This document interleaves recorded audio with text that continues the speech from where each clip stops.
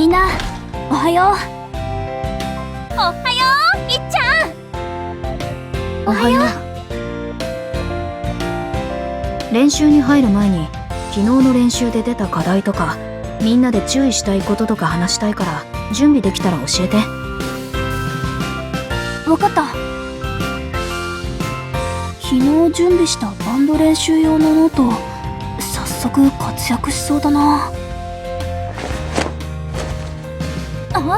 いっちゃんのノート新しいのになってる。残りのページ数が少なかったし授業で使ってる方のノートも全部新しくしたからそのついでにね。いいですなあ。心機一転って感じで気合も入るし。まあね。使い終わったノートの整理もしたんだけど練習用のも歌詞用のノートもいつの間にかだいぶ増えてたな。ねえ、ああいうのっていつまで取っておけばいいと思う？さあ、メモしてる内容とか人によっても結構違うと思うよ。バンドを始めた頃のメモは初心者向けっていうかもう参考にはならないだろうしさすがに捨てちゃってもいいかな。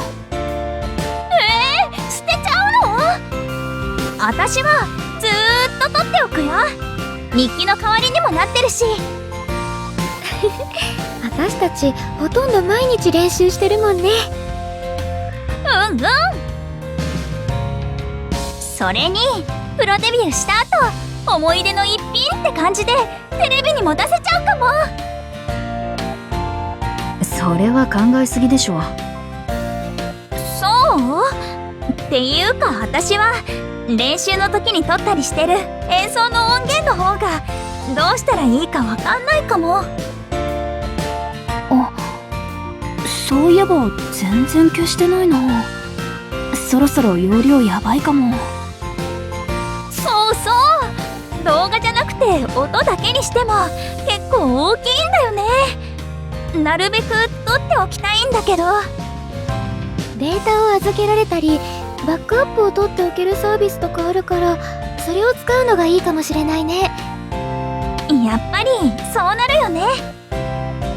ねえ、志保は練習で使ってるノートとか音源ってどうしてる？ノートは取っておいてるかな。初心を忘れないように見返すこともあるし。なるほど。けど音源の方はうまくいくようになったら結構すぐ消しちゃうかな。そうなの？そんな大声出すこと？ほとんど毎日増えてくし残しておいてもキリないじゃん。